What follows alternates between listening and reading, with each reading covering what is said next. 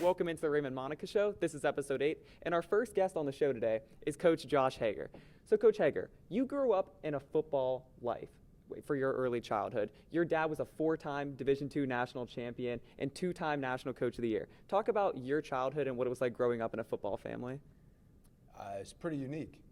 The opportunity to have a lot of experiences that other people didn't have, while they were growing up is something that I'm very grateful for. I got to fly in a 7-seat plane from Fargo, North Dakota to Greeley, Colorado when I was like 16 years old or 15 years old. Been to multiple national championship games and playoff games. I had Thanksgiving with the team and my family in Jacksonville, Alabama, when North Dakota State was playing Jacksonville State in like 1989, which obviously is a while ago, but as you can tell, maybe I'm not that young by my beard. But the long and short of it is I had a ton of tremendous experiences and relationships with winners, champions, and I got to see what it's supposed to look like. And I talk about how the way that people end up great at things is through repetitions with our players. All the time I talk about it with my kids. And long and short is I had people showing me what it took to be successful, to be a winner on a consistent basis from the time I was a little kid. Right. So when did you decide to join the family business and become a coach? I have to say that that decision wasn't really a decision. It just was. And it's because I watched my dad influence the lives of so many people, and it was what I wanted to do. So, I may not have always told him that or shown that was what I wanted, but absolutely that was what I wanted to do. Right, and you've made a pretty great career off of it. So let's talk about that career path, where you started, how that went, and then how you ended up at Clarion University. Well, I started at the school that I played at, and I started coaching there and transferred and made my way through a whole lot of places. I've coached on both sides of the ball. I've actually coached every position in football, including all the specialists and everything else. Long and short, I haven't had the career where you stay in one place for an extended time period, due to all kinds of different circumstances. But I've gone a lot of places and seen a lot of the country, and I've been fortunate enough to be able to coach a lot of really, really spectacular players in a lot of different spots. It's not the first time I've been in Pennsylvania. I've been here, 2 previous places.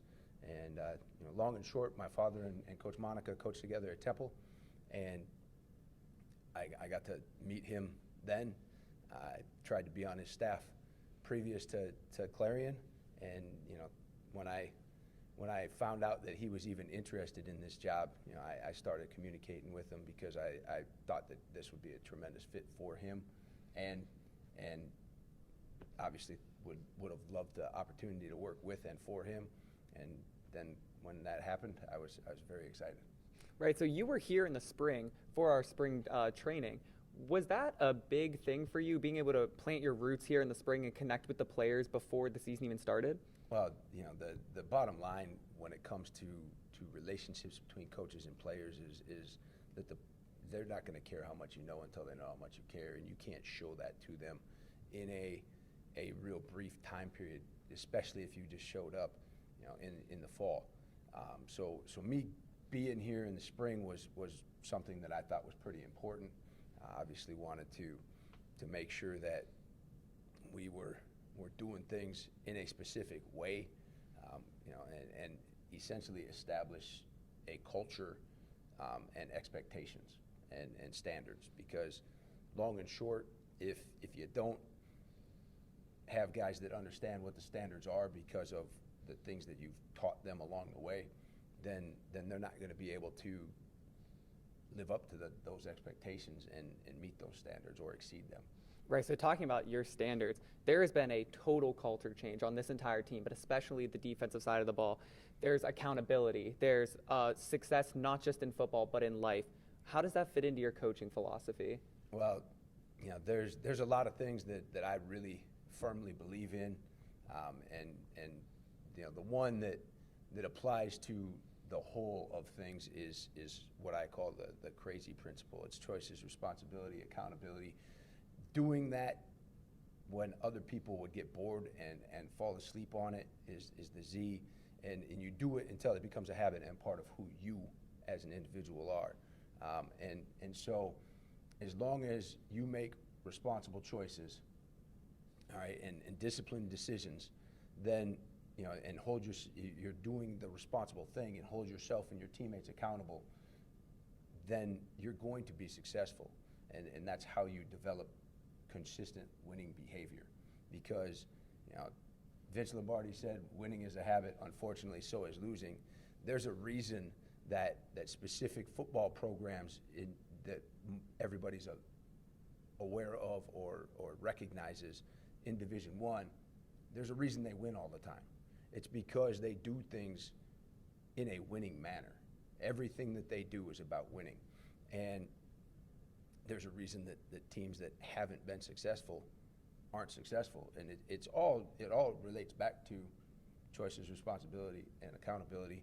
And if you make the right choices consistently, you're responsible consistently, and you hold yourself and your teammates accountable consistently, you will be successful. Obviously, there's talent involved and all that kind of stuff, but our guys have bought into the things that we do in preparation, so they're doing the right things with their film study guides and the tests that we give them and all of that, and so that's got a lot to do with it, because when you're prepared and in anything in life, you do well, because if you go into a test unprepared, you usually don't do too hot.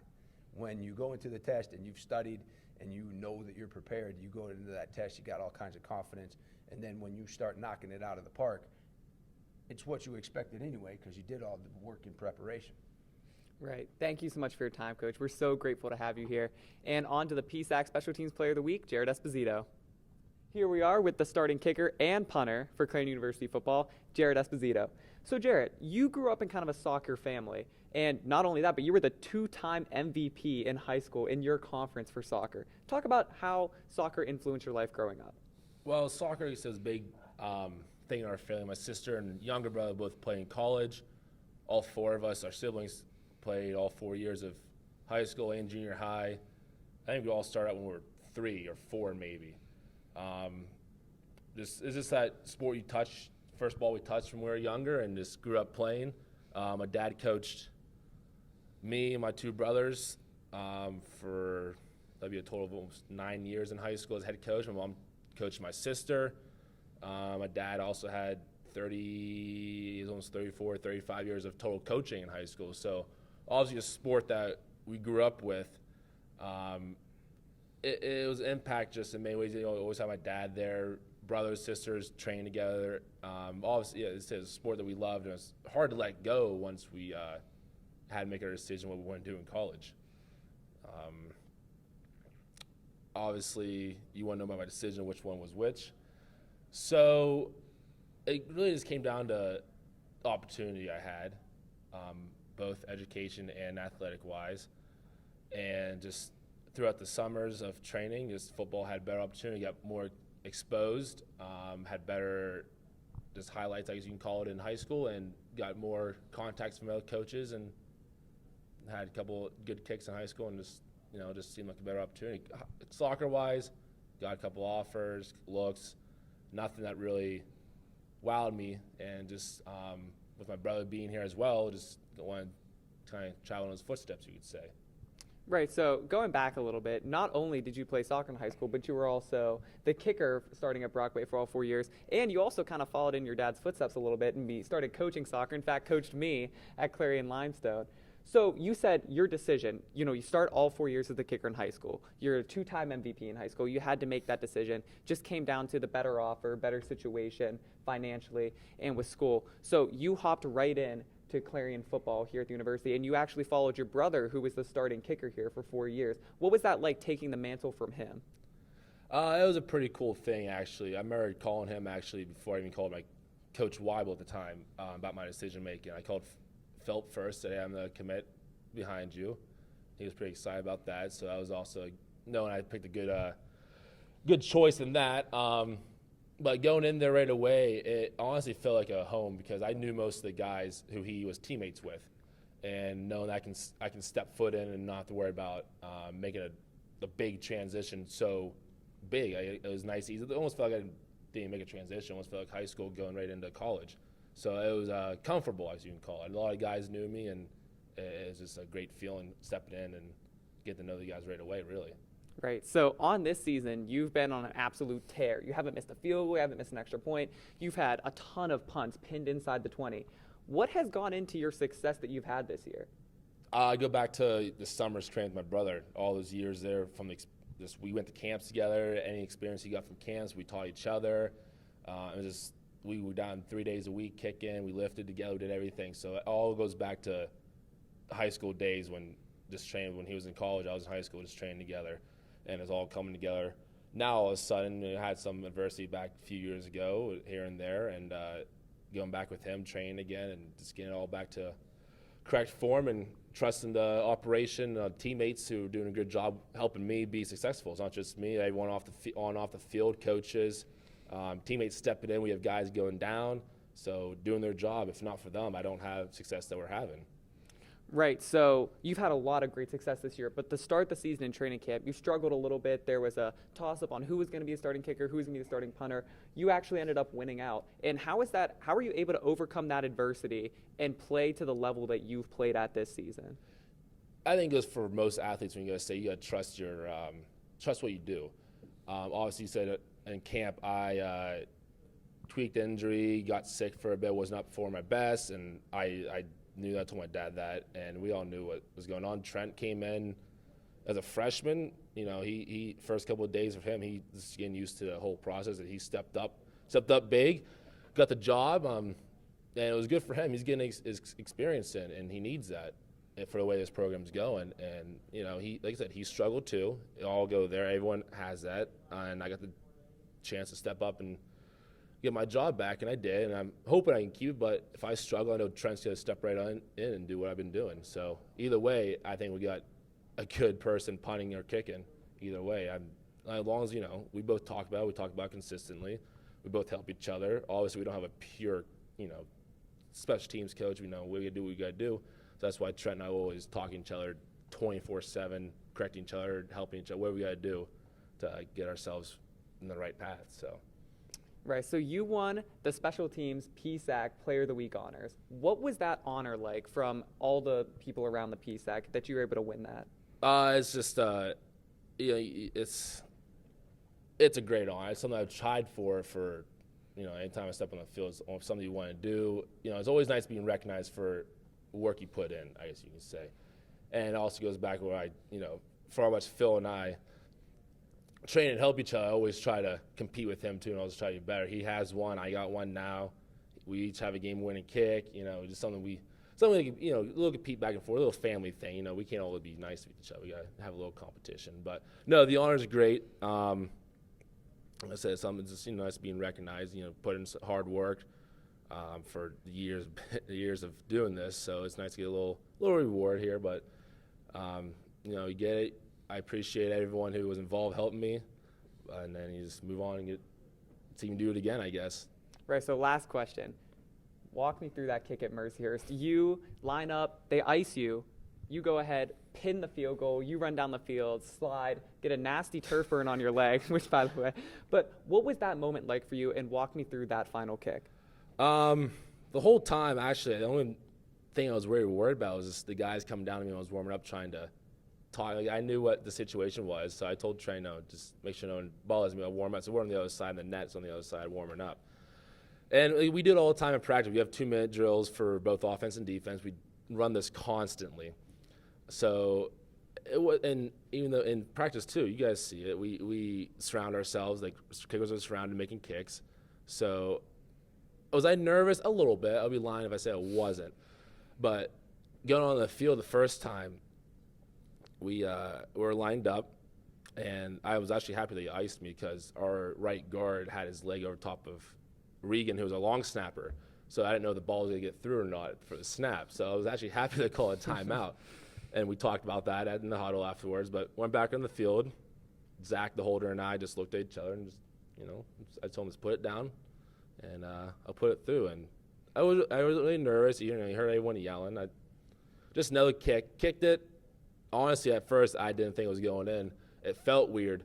So when I looked up, the ball started along the right upright, and me and Zach were just watching it. And as soon as it started bending back in towards the middle, we just turned around. I didn't know what to do. I had nothing planned for. I just turned around and started running. Ran about, 60 yards. Felt like I was running a 4.40. Got tired of running, so I slid. Everyone was on top of me. We got up. It was good celebration. Locker room celebration was cool. It was just a nice moment for everyone to put in a lot of work just to get a win. Just a nice feeling. Awesome, Jarrett. Thank you so much for your time. Thanks, buddy. Coach Monica. Coach, welcome in. This is week 8 of the Raymond Monica Show. So let's get started out with the game from last week. You were able to get a win on the road at Mercyhurst on a game-winning field goal. Not only that, but you were able to force 5 turnovers defensively. Can you talk about that a little bit?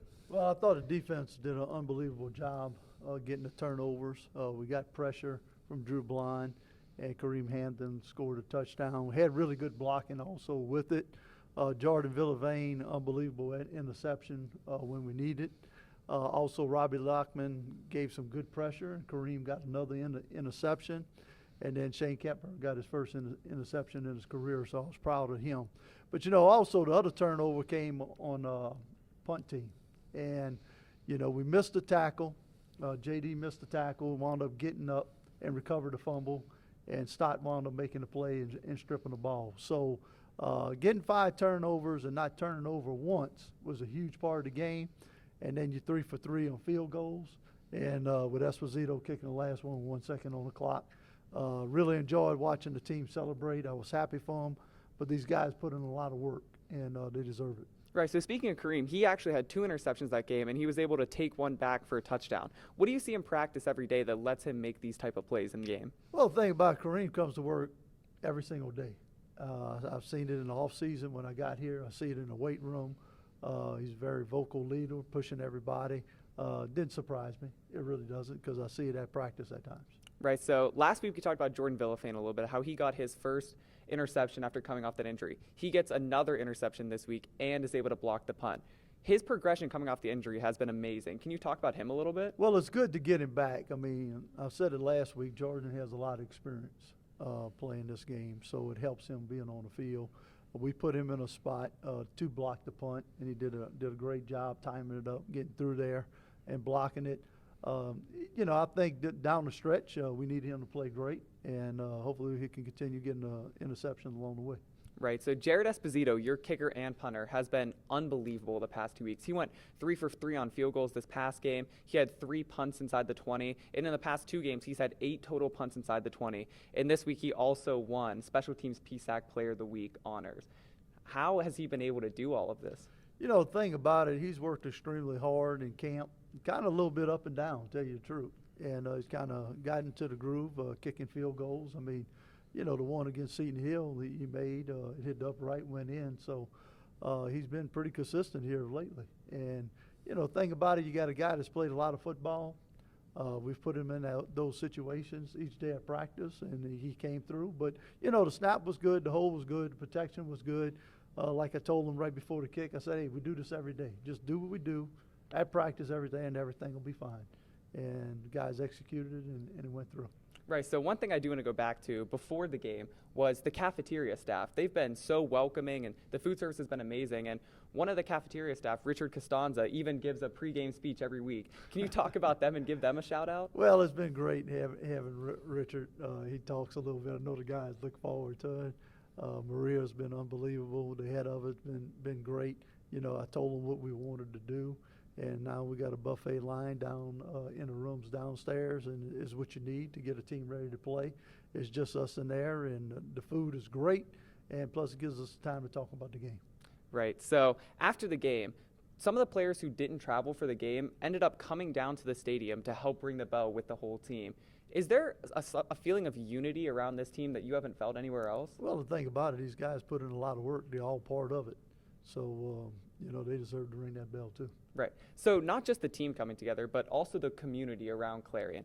There was a vote to see who was going to be the Psac Game of the Week, and Clarion football put up 38,711 total votes, and the tailgate is coming to the Clarion and Edinboro game. Can you talk about the community support that you felt here? Well, the thing about it, ever since I've been here, you can tell that football is important in Clarion to the community and everything. Everywhere I go, they talk about coming to the game and supporting the program. But that's all programs. This community supports every program here that comes out to the games.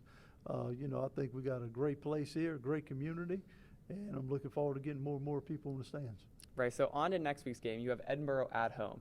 They're 3-4, you're 3-4. You just beat Mercyhurst on a game-winning field goal, and a couple weeks ago they beat Mercyhurst on a game-winning field goal. Seems like there's not much that's separating your two teams. What's going to be the key difference? Well, I think every week, obviously who plays the best, who shows up, who has the least amount of turnovers, always a big deal, and who does well in the kicking game. Each and every week it's all about matchups. Sometimes you can play a really good team and you got great matchups and it's pretty good. Then you play a team that might not have as many wins and your matchup's not as good. But I think it'll be an exciting game. Both of us are trying to get back to 500, and we're looking forward to playing on Saturday. Awesome, Coach. Thank you for your time. On to Richard Costanza. Joining me now, we have Richard Costanza. He is the chef manager for Clarion Food Services. And Richard, you have had an amazing life. Can you talk about your life in football, how it's affected you, and how you got to where you are today with this program? Well, back in the day, I did play a little bit, and we actually wore helmets like this, not the leather ones with no face masks, because it's been quite some time. And I've been doing food service for about 30 years. I was involved with an account very close to my home, and I'm from Beaver County, Aliquippa area. And we lost an account, and I was mortified. I just didn't know how to deal with it. That had never happened before. So I didn't know what I was going to do. The district manager at the time had offered me a position as a support chef. And one of the areas that I was working was over in Brookville, and it was a retirement community. And I was staying at the Hampton in Clarion. At this point in my career, I've been lucky to go a lot of places, see a lot of things. I fell in love with the area. I really do.